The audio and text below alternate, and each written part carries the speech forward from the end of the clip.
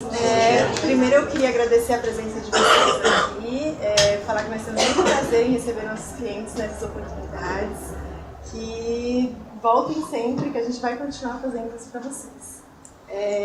Hoje nós três vamos falar sobre mídias sociais nas relações de trabalho. Eu vou dar início contextualizando internet e redes sociais e depois adentrando no funcionamento e na utilização de redes sociais no contrato de trabalho.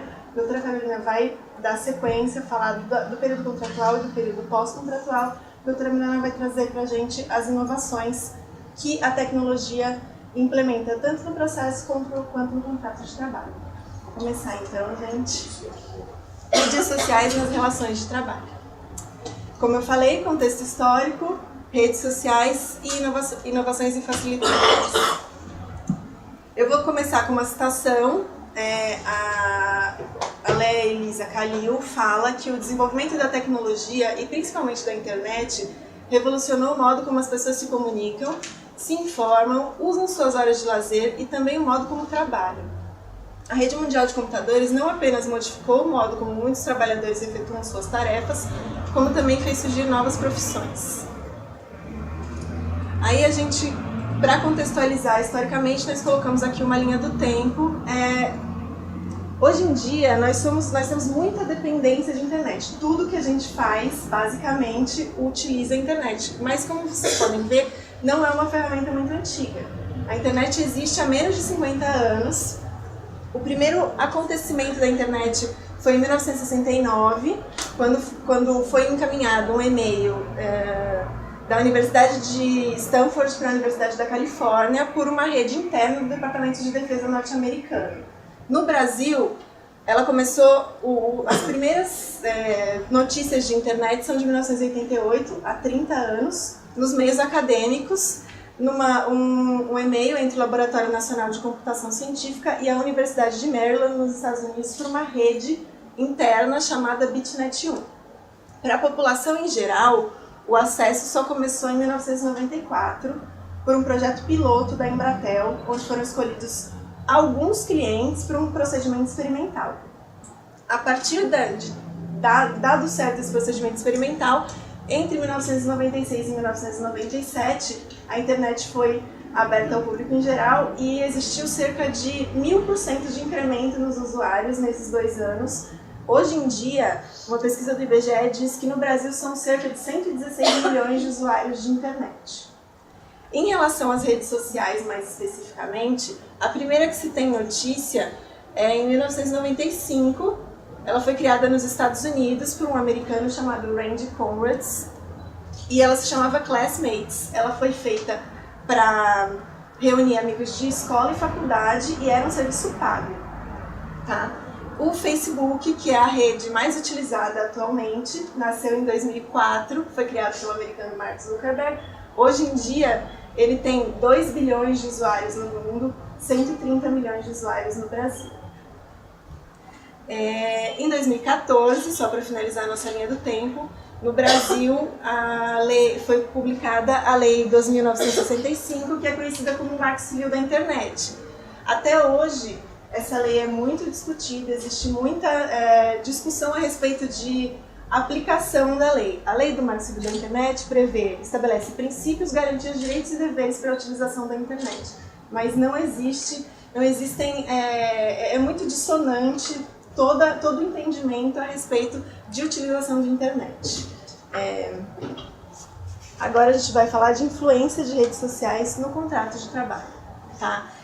A gente aqui colocou 2 pesquisas, uma feita com empregadores e uma feita com trabalhadores a respeito de influências, de como as pessoas acreditam que as redes sociais influenciam na contratação. Essa pesquisa aqui com as empresas brasileiras mostrou que 44% das empresas se utilizam das redes sociais para pesquisar o candidato no momento que recebem o currículo. Em relação aos empregados, a Cato fez uma pesquisa, 33% deles entendem que existe um peso das redes sociais na contratação, 23% entendem que é razoável e 17% entendem que não tem nenhum peso, os outros não opinam. Na verdade, o que a gente quer dizer com isso? Que as redes sociais influenciam sim na contratação, na pré-contratação, e existe uma problemática nessa influência porque ninguém foi educado para a utilização de redes sociais, não existe um treinamento, não existe uma conscientização de que tudo que você posta, tudo que você escreve, determina como é a imagem que vem você de fora, como um possível empregador vê você. Então, qual é a ciência da publicação na rede social? Equilíbrio. Evite se envolver em polêmicas. Assuntos polêmicos não são para a rede social. Religião, futebol, política, principalmente nesse momento, são assuntos para se evitar. Porque tudo isso influencia em como o outro te enxerga, e principalmente um possível empregador. Aqui falando de redes sociais no contrato de trabalho, outra pesquisa feita com cerca de 5.000 profissionais, determinou que nos Estados Unidos, hoje em dia, 60% das empresas utilizam as redes sociais, os posts em redes sociais, para desclassificar candidatos. Há 10 anos esse percentual era só de 11%. Então, a gente precisa ter uma consciência de que cada vez mais a nossa vida virtual influencia na nossa vida física. Dentre essas 60% das empresas que desclassificam candidatos, 49% dos empregadores disseram que um desses motivos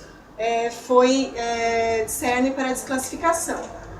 São coisas que muita gente faz. Críticas a outros empregadores ou colegas de trabalho, comentários discriminatórios sobre raça, religião e gênero, como eu estava falando para vocês, assuntos extremamente polêmicos, informações sobre o candidato bebendo ou usando drogas, aquela foto que você tirou no final de semana, que você está com um copinho na mão, foi para a internet, o teu possível empregador viu e achou que aquilo não está bom para a imagem da empresa dele. Então também é uma coisa a se evitar.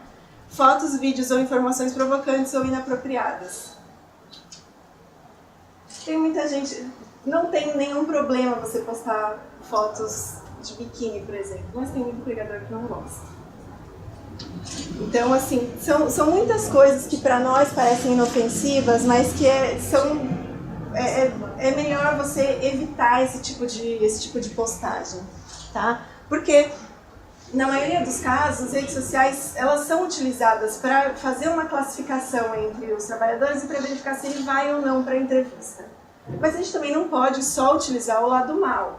Existem postagens em redes sociais que determinam que o candidato ganhe pontos, participação em voluntariado, ONGs, prática de esporte, hobbies saudáveis. Isso transforma o candidato num potencial candidato melhor, além das qualificações profissionais dele, porque é uma pessoa que tem uma vida mais regrada, né? Uma pergunta, né?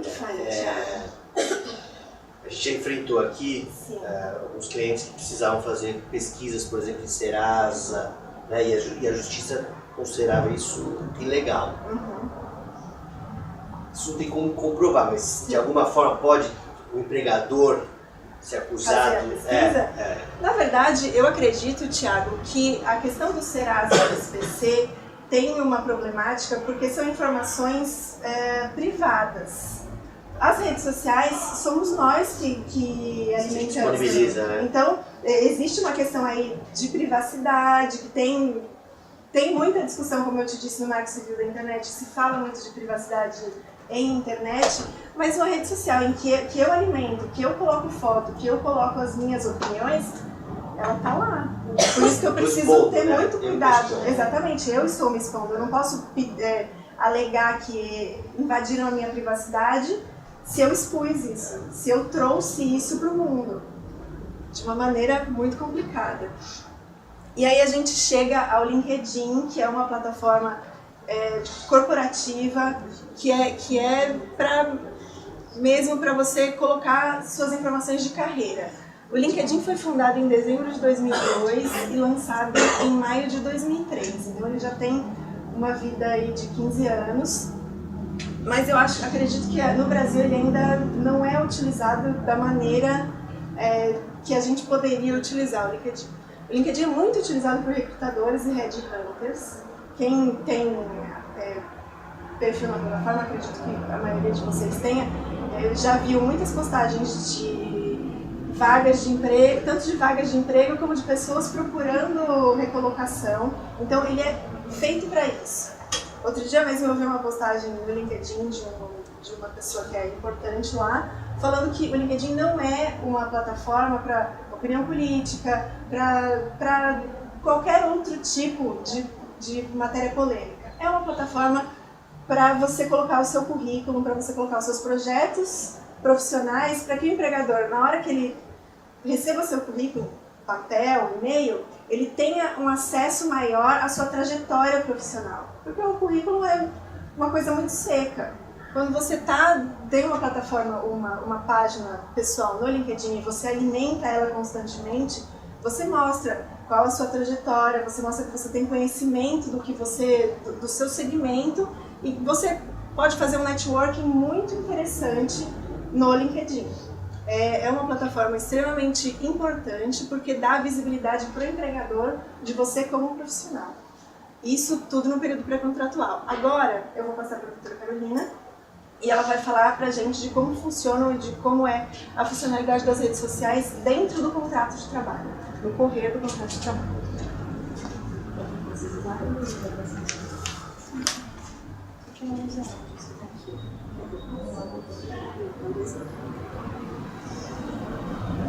Bom dia, gente.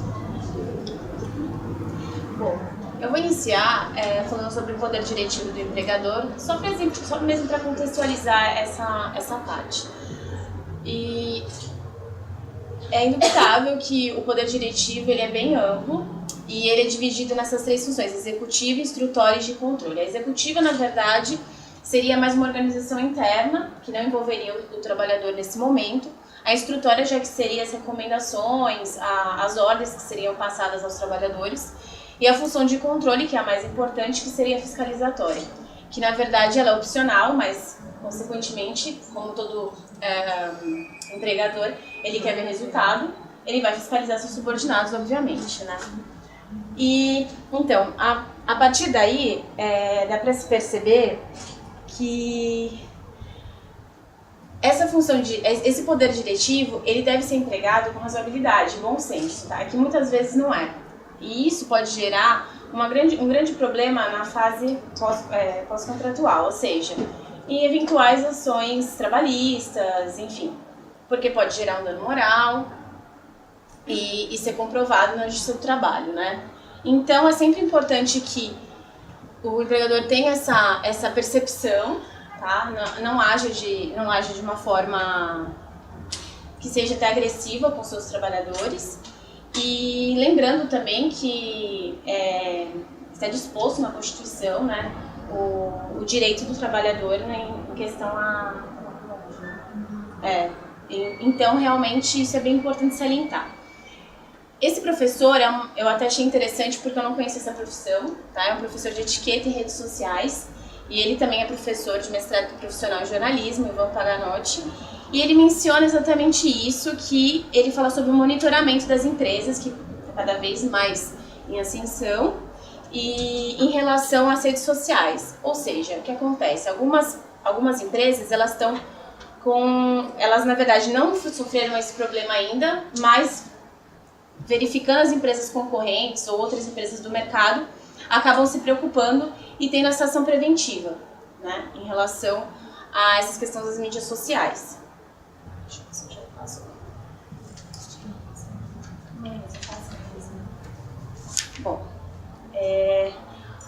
É importante salientar também que a CLT ela foi realizada em 1943. Então, consequentemente, ela refletia a sociedade daquela época, né? E então, não tinha as mídias sociais, como hoje em dia nós temos. E por isso, há várias lacunas na lei em relação a esse tema. Infelizmente, veio a reforma trabalhista e nada foi disposto em relação a esse assunto, tá? A única disposição que nós temos é essa súmula 428 do TST, tá? Que na verdade não trata exatamente do assunto, mas trata sobre o fornecimento de instrumentos telemáticos informatizados pela empresa e que eles não configuram esse regime de sobreaviso. Então, por exemplo, se uma pessoa te manda uma mensagem perguntando se um documento, onde está um documento, 7 horas da noite, que seria fora do horário comercial, isso não caracterizaria um regime de sobreaviso em si, tá? Lógico que se for uma consulta, ou se for ou se na verdade a pessoa ficasse à disposição do empregador, aí sim muda de figura a situação, tá? Mas nessa súmula é bem categórica nesse sentido. Bom. Não existe nenhuma outra súmula, nada que... Não, em relação a esse tema, né? não. Isso é muito complicado, na verdade, né? Tem que ser por princípio, né? Mas às vezes realmente... A questão da reforma trabalhista não ter trazido nada a esse respeito é muito, assim, sensível, porque foi uma reforma feita em 2017, que fez várias alterações do DLT e não tratou de maneira nenhuma a questão. E o mais engraçado, chega até a ser contraditório, na verdade, é que tem vários casos, vários processos, jurisprudências nesse assunto já. Então, ou seja, há casos, a gente sabe que tem a necessidade, já sabia, né, ano passado, que tinha necessidade dessa implementação desses será que isso não está um pouco dentro do poder diretivo? Quer dizer, de como a empresa autoriza ou não a utilização dentro? Será que isso não caberia ao Estado regular, mas será que isso não foi delegado? Porque a reforma ela foi, né? Então, você sabe, Thiago, o que eu acho o seguinte, a questão é que na justiça do trabalho o trabalhador é hipossuficiente, né? Então, nós já temos essa questão. O empregador já fica um pouco numa linha tênue ali, eu acredito. Então, se não há uma disposição legal, fica mais complicado ainda na atuação. Por exemplo, como eu vou falar posteriormente, eu vou falar sobre o manual de conduta, que na verdade é indicado, até mesmo pelas próprias decisões que nós já vimos e procuramos. Só que na verdade, até que ponto esse manual serve? Até que ponto esse manual vai valer para o empregador na legislação, né, nos casos? Então esse que é o ponto, né? Bom, você vai falar sobre isso. Na verdade, essa foto representa, agora a doutora Carolina vai falar de alguns cases, e essa foto representa o mais recente, que deu uma repercussão mundial até, que é o que aconteceu na Copa. Isso é um vídeo que foi postado no Stories do Instagram, com essas pessoas que estão em volta, falando palavras chulas para essa moça russa que não entendia o que estava sendo falado e que estava rindo, achando que era uma brincadeira. Todos eles foram identificados, não pelas suas empresas, não pelo seu empregador, por outros usuários de rede social. Eles foram identificados, um é advogado em Pernambuco, um é tenente da Polícia Militar em Santa Catarina e outro é engenheiro civil no Piauí. Todos eles foram identificados e aconteceu a demissão. O advogado não foi demitido, a OAB emitiu uma nota de repúdio. Existiu também uma nota de repúdio do Ministério do Esporte e do Ministério das Relações Exteriores. A PM de Santa Catarina iniciou um procedimento administrativo contra o policial para excluí-lo do batalhão, porque essa atitude vai até contra os códigos de ética da polícia. Mas pra gente ter, para só a gente ter uma imagem do que é e de como a gente não consegue ter dimensão do que acontece, do que você posta nas redes sociais vai acontecer com você, porque essa situação tem muitos doutrinadores que falam que pode levar até uma demissão por justa causa. Sim. Demissão por justa causa, sem precisar de toda a construção da justa causa que a gente está acostumado a realizar, porque a repercussão foi internacional e atrela o nome da empresa a uma prática que é absolutamente condenável e absurda. Sim, então a doutora Carolina vai trazer outros cases que demonstram como é importante isso, como a gente não tem muita consciência do tamanho. Só queria acrescentar mais uma coisa, que esse caso aqui foi um caso pontual, que teve uma repercussão mundial e principalmente nacional, tá? Então, o caso de ensejar uma demissão de justa causa num caso aconteceu uma vez, não é uma coisa usual, tá? Normalmente o que é indicado, até mesmo pelas decisões que nós vimos, tem que ser já uma construção, tem que ser reiterada a situação, né? Você primeiro dá uma suspensão, uma advertência, depois outra advertência, e aí sim seria configurada a justa causa. E até, como eu vou falar posteriormente, é indicado que seja informado a esse trabalhador por um manual de conduta, de ética, e que esteja claramente escrito exatamente como ele tem que se portar dentro e fora do trabalho, tá? Porque para ele não alegar nenhum tipo de desconhecimento em relação ao assunto, porque aí também fica complicada, seja a justa causa ali, se o trabalhador realmente não teve conhecimento daquilo.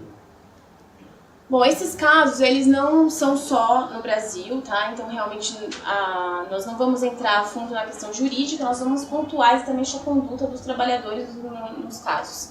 Esse caso serve que ocorreu nos Estados Unidos, então entrou um casal negro na loja e o funcionário, né, no caso, ele ficou bem numa situação... Ele se sentiu, na verdade, numa situação ruim, porque essas pessoas elas não consumiam nada na loja há um bom tempo. E ele, na verdade, ele achou que eles não estavam com uma boa aparência. Então, eles acharam que poderia ser alguma pessoa que estava querendo roubar, enfim, fazer alguma coisa ali na loja. E, no caso, essas pessoas se sentiram discriminadas e colocaram na rede social pessoal delas, divulgando isso. E esse empregado ele foi dispensado e também a empresa colocou deu uma nota pública dizendo que realmente essa não era a política da empresa, não estava no manual de conduta deles, que já havia sido feito um treinamento com esses empregados, que esse tipo de discriminação ou qualquer tipo de discriminação desse tipo de, não só racial, mas enfim, de gênero, não era cabível na empresa. Localweb, na verdade foi um caso até engraçado, né? Que na verdade a funcionária ela falou na rede social dela pessoal também que ela falou mal do time de futebol, um time de futebol que não era dela, só que a empresa patrocinava esse time de futebol. Então, bem complicado. Eu até, pensando assim a fundo, realmente poderia ser desconhecimento dessa funcionária, não ter sido intencional. No entanto, até porque tem algumas empresas que são multinacionais, né, enfim, que elas patrocinam diversas outras. Então, às vezes, até não era conhecimento. No entanto, você, como empregado, tem que tomar esse cuidado, tem que prestar atenção. E como a doutora Amélia também já havia salientado, não falar de futebol, não falar de assuntos polêmicos, né? Então não é bacana. Falar bem, né, gente? Se falar do seu time, bem, né? Dos outros. Bom, o e-mail corporativo, ele não ocorreu uma dispensa, tá? Na verdade, foi uma advertência. A Localweb foi dispensada. Foi, isso.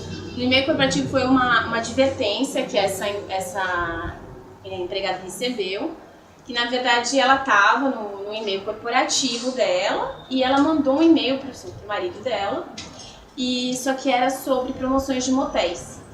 Então, o empregador, no seu poder diretivo que ele tem, né, ele pode fiscalizar, monitorar, enfim, o que é enviado ou não aos demais empregados ou até para fora. E ele, monitorando, verificou isso e eles acharam que isso não era cabível ali no momento de trabalho, né? Então... Mas ali a governadora tratou um assunto privado no e-mail corporativo. E também era um assunto delicado, né? Não era um e-mail normal, informativo, era um e-mail realmente de promoção de um assunto íntimo, né, na verdade. Se uma letra diferente, vai um e-mail de um cliente. Exato, daí pode correr. Você envia uma coisa dessa. Porque eu sei que é pacífico hoje no TST, que a empresa tem esse direito de monitorar os e-mails, que foi uma construção, né? Isso não era tão... É permitido até porque é um e-mail corporativo, ou seja, da empresa, você está durante o seu período, a sua jornada de trabalho, então, ou seja, está à disposição do empregador, então realmente ele tem todo o direito de verificar exatamente isso.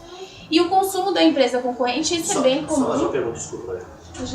Esse exemplo, vocês localizaram na jurisprudência ou... Não, nós pesquisamos, esse nós encontramos em artigos. Artigos, tá. Isso, publicados. E o consumo de empresa concorrente, que eu acredito que seja bem mais comum, que, por exemplo, você pode ser empregado da Nike e usar um tênis Adidas e tirar uma foto, né? Então, assim, não que seja proibido, mas para que colocar numa rede social? Para que publicar, né? É uma questão de bom senso que eu acredito que tem muitas pessoas que ainda não possuem. Na jurisprudência, a gente inclusive achou casos também de que o tribunal manteve a justa causa de um funcionário que falou pro chefe que não poderia trabalhar, que estava com problema no carro e postou uma foto na praia naquele mesmo dia. A justa causa foi mantida pelo A gente tem um caso desse também, né? Tem umas várias. A gente tem o do maratonista, esse a gente não conseguiu uma decisão positiva, mas é um caso que é absurdo, assim, porque ele foi aposentado por invalidez, não foi? Afastado, até hoje o cliente paga pensionamento mensal para ele e ele postava fotos na rede social dele correndo maratonas. Então, assim, tem no Brasil uma empresa mundial, né, no ramo de bebidas, que não permite, tem uma política de não a Coca-Cola, consumir a Ambev não deixa. É uma coisa assim. Quem trabalha na Ambev não pode. Parece é pior que política. Você não pode nem falar, tomar, é uma coisa assim impressionante. Eu queria ter curiosidade como é que é a jurisprudência, porque é que você até pode fora, o que você não pode fazer a propaganda. Porque você na sua casa, você vai beber, não tem como é impressionante que a postura eles não consomem. Mas eu tenho um amigo meu que trabalha lá e eles ganham muitas coisas. Eles tiram o preço de custo as bebidas. Então até mesmo por uma questão de vantagem, eles até utilizam. Eu vou dizer pra você que é uma política muito presente. Mas assim, eu sempre que também tenho conhecidos e você vai numa outra festa, leva cerveja, é uma coisa assim muito curiosa. Leva a prova. Se for a concorrência. E a gente viu essa semana saiu uma notícia daquela. Nem sempre uma coisa muito absurda, pode ser uma coisa infantil, né? Até infantil, do rapaz que era um vigilante que gravava os vídeos dele. Como que fala? Flatulências, né? E aí ele gravava e esse vídeo viralizou na internet e aí... Eu vi aquela onda do Harlem Shake lá. Sim, teve até um caso de repartição pública. Não precisa ser uma coisa muito absurda, desde que demonstre que você está fazendo, está tomando atitudes inapropriadas no seu ambiente de trabalho. E que vincula o ambiente de trabalho com aquela brincadeira. Falta muito bom senso. Bom, a gente falou bastante sobre essa postura fora do trabalho, mas também tem a questão da postura dentro do trabalho, né? Então o uso de celulares, smartphones, enfim, tablets, tem que ser bem avaliado e principalmente, como eu já havia dito, tem que ter... algumas empresas aliás, as maiores empresas já possuem esse manual de condutas, mas seria muito interessante que houvesse essa inclusão de regras acerca de como os colaboradores devem atuar em relação, na verdade, utilizar esses dispositivos no trabalho, né? Até porque a grande questão também é afetar a produtividade. Querendo ou não, esses aplicativos, esses celulares, enfim, eles acabam dispersando, atrapalhando ali algumas coisas. Então, realmente, tem que ter um controle em relação a isso e tá também dentro do poder diretivo colocar essas regras nesse manual. Como até eu havia dito, porque é interessante para que todos os colaboradores tenham ciência de como a empresa vai adotar uma postura em relação a isso. Tá, então a gente colocou aqui algumas dicas, tá? Tem outro slide também que é bem mais interessante até, porque em relação a dicas para os empregadores. E nesse caso aqui é umas dicas para os colaboradores, que na verdade também a doutora Maíra já mencionou quase todos. Mas evitar postagem de assuntos polêmicos, esclarecer, antes de escrever algo tem que pensar muito bem, ver se aquele assunto vai repercutir ou não. Publicar sua opinião apenas em nome próprio, ou seja, não associar terceiros também no assunto, que às vezes não tem nada a ver, como por exemplo que é o caso de time de futebol, ali que não é o seu time de futebol, tá falando mal de outro time, não tem nada a ver com o contexto. Não acessar endereços eletrônicos de conteúdo inapropriado, enfim, não expor em excesso a sua vida íntima e informações financeiras, não deveria nem precisar colocar isso aqui, né? Porque isso é um pouco óbvio, mas infelizmente tem algumas pessoas que não têm esse bom senso. Tomar cuidado com fotos, enfim. E esse ponto aqui também que eu acho importante, valorizar suas conquistas profissionais sim, mas tomar cuidado também, porque a autopromoção demais não é tão boa assim para cada um, né? É uma linha tênue ali, mas é bom prestar atenção nisso. Dica aos colaboradores de uso das mídias sociais, como eu havia dito também, certificar-se no local de trabalho se essa utilização é permitida ou não, lembrar de usá-las com cautela, nós até colocamos um exemplo de utilizá-las nos intervalos, seria bem melhor. E aqui que são, eu acredito que sejam as dicas mais importantes, tá? Que seriam o uso correto de redes sociais, pode ser um ótimo aliado no networking. É viável também o manual de condutas, inserir essas regras, né, para a empresa em relação aos colaboradores. A possibilidade de uma criação de uma rede corporativa, essa é bem interessante, porque na verdade ela otimiza o trabalho e interage os colaboradores, até mesmo com os gestores, que às vezes, dependendo da empresa, você não consegue ter esse acesso rápido, né? Enfim, não ficam no mesmo local. Em possíveis grupos de aplicativos, por exemplo, ter um WhatsApp, lembrar, claro, não fazer nenhum tipo de cobrança de determinado trabalho, ou encaminhar mensagens vexatórias, enfim, praticar condutas abusivas, enfim, isso é claro, tem que chamar o trabalhador no privado, enfim, numa sala, não colocar isso, expor o trabalhador a esse tipo de constrangimento. Possibilidade de utilização de provas em processo, como nós vamos falar, eu vou falar posteriormente, né, que é o caso da contradita, que é bem comum, que eu acredito que a maioria de vocês já conhece. Bom, então, no caso eu vou salientar duas situações que nós utilizamos muito em processo, que é a ata notarial, tá? E que na verdade ela formaliza o que está disposto nas redes sociais, por exemplo, no WhatsApp, um site, ou então no Facebook, alguma rede social, enfim, qualquer coisa. E na verdade ela teve agora uma certa atenção no novo Código de Processo Civil, que ela agora está disposta como uma forma de complementar nos processos, né? Então isso é bem interessante. E eu destaquei esse trecho do diretor do Colégio Notarial, que seria mais ou menos o procedimento que você tem que fazer quando você quer pegar esse documento e dar fé pública, na verdade. Então você vem no cartório, acessa o site, a rede social, a página, e aí vai para o livro do tabelião e guardado com fé pública no cartório. Ele é registrado no livro, inclusive com a impressão da página da internet.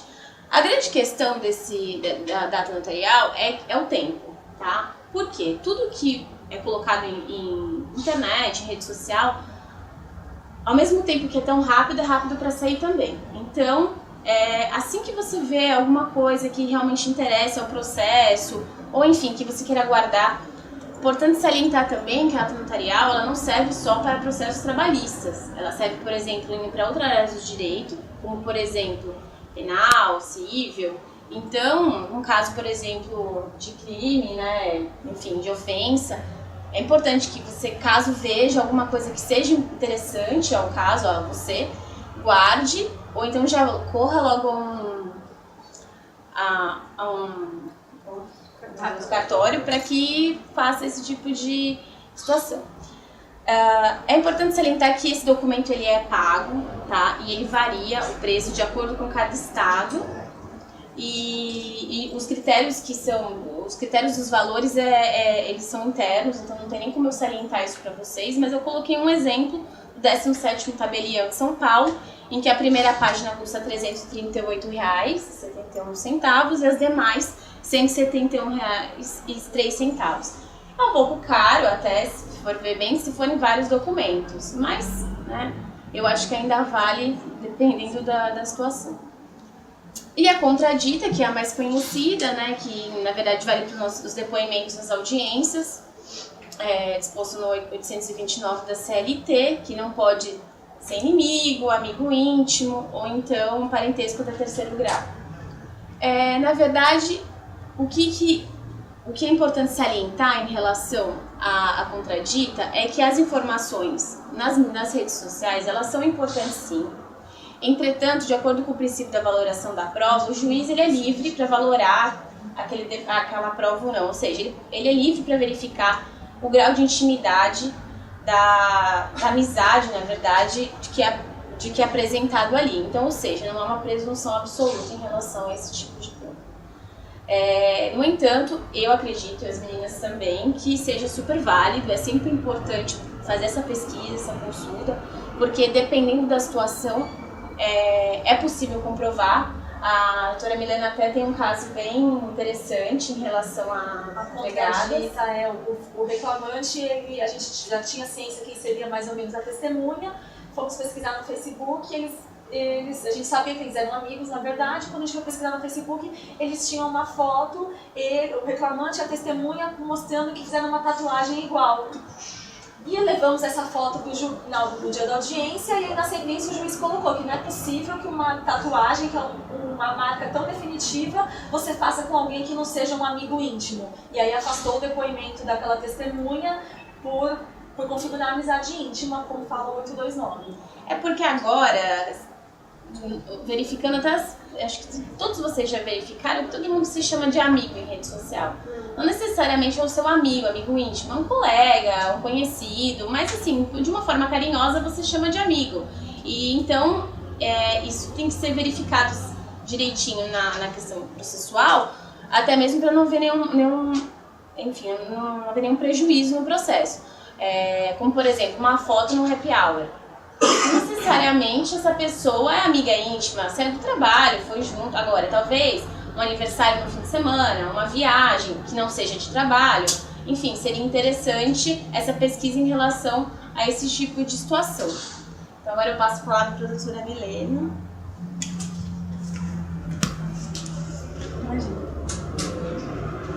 Vou falar um pouquinho das inovações e dos facilitadores das tecnologias das mídias sociais. O judiciário também se rendeu ao WhatsApp e agora é possível a gente fazer conciliações virtuais.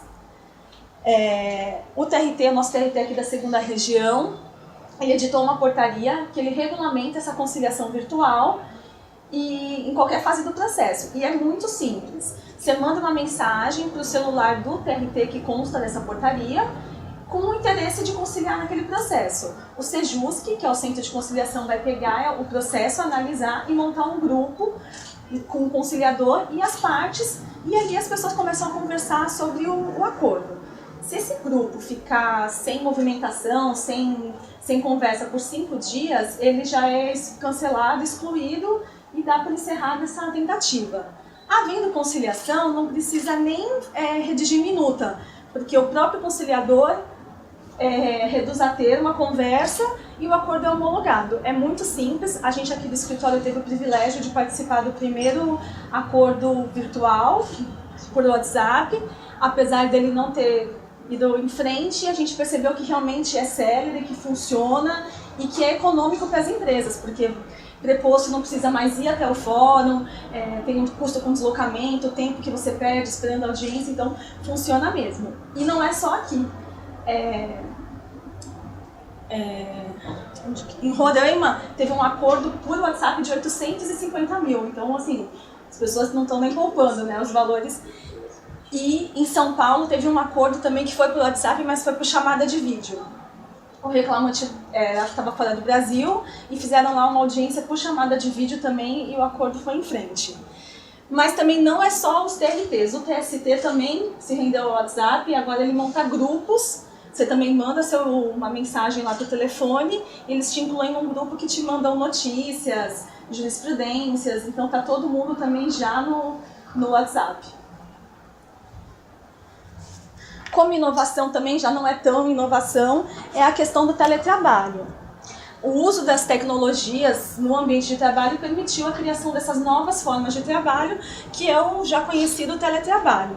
Agora, hoje em dia, é muito mais fácil, né? A gente está em casa, acessa tudo pela nuvem, tem acesso aos sistemas, está tudo muito mais fácil, muito mais acessível e possibilita o teletrabalho de ganhar cada vez mais força, ter cada vez mais adesão. As vantagens para o trabalhador também já são conhecidas. Você tem mais tempo com a família, você tem mais flexibilidade de horário, você não perde tempo nem dinheiro no trânsito. ajuda as pessoas com necessidade, com limitação de locomoção, de ingressar no mercado de trabalho, porque você está lá no conforto do seu lar. Como desvantagem é mais a questão do isolamento, você fica mais em casa, não troca tanta ideia com um colega. E para o empregador as vantagens são econômicas também, você reduz custo imobiliário, custo com água, luz, cafezinho, manutenções diversas, o que mais? E como vantagem, como desvantagem é mais a questão de também você ter menos controle do seu empregado e você ter que investir mais em tecnologia, em conexões, tá? Apesar do teletrabalho não ser algo novo, ele foi regulamentado só agora com a reforma trabalhista. Que aí na reforma eles definiram o que é do trabalho, como que fazia a alteração do contrato, por exemplo, para você passar um trabalhador presencial para teletrabalho, só precisa do mútuo acordo das partes e fazer lá um aditivo no contrato. Se você vê que não deu certo, quer voltar o seu trabalhador de teletrabalho para presencial, a empresa pode fazer isso. E só também tem que dar um prazo de 15 dias para o empregado se adaptar à rotina. Voltar. A volta é uma decisão do poder diretivo da empresa. Isso, do empregador. Só dá 15 dias, isso falamos sempre, 15 dias para ele se adaptar. E a decisão de fazer o teletrabalho teria que ser conjunta. Isso, mútuo consentimento. E tudo fazendo o aditivo contratual para retornar. A gente só chama atenção agora para a questão do teletrabalho. Também na CLT é falado que no contrato de trabalho que você vai discutir quem é que vai fornecer os equipamentos, quem vai fazer as manutenções, isso tudo também se discute no contrato de trabalho. Isso a gente só vai chamar atenção para a questão da saúde do trabalhador.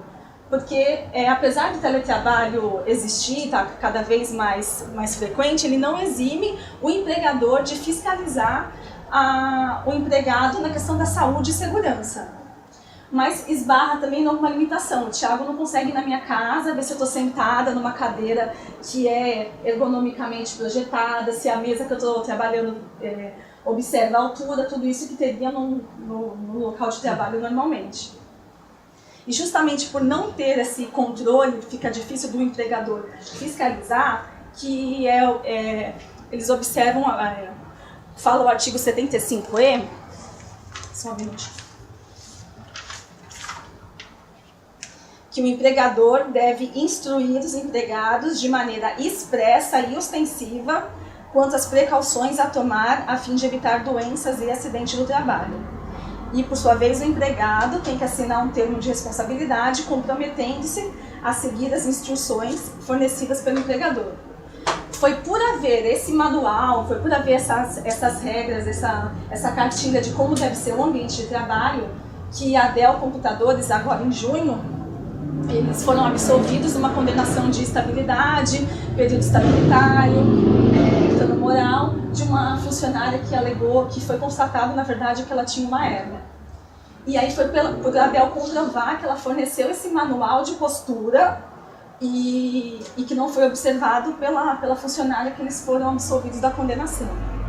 Então a gente deixa registrado mais uma vez a necessidade de estar tudo registrado, de ter um manual, de ter uma cartilha, tanto para as redes sociais, também como para o trabalhador que for trabalhar de teletrabalho, com relação à sua saúde. E é isso, né, gente? A gente demonstrou aqui que a utilização da tecnologia é extremamente importante no ambiente de trabalho, que traz melhorias, mas que tem que haver sempre parcimônia e bom senso nessa utilização de redes sociais, de internet, e utilizar sempre ela de uma maneira positiva, pretender que ela seja utilizada de uma maneira positiva. A gente não pode olhar só como vilã. Tem muita coisa boa. Então, muito bem, viu? Muito boa.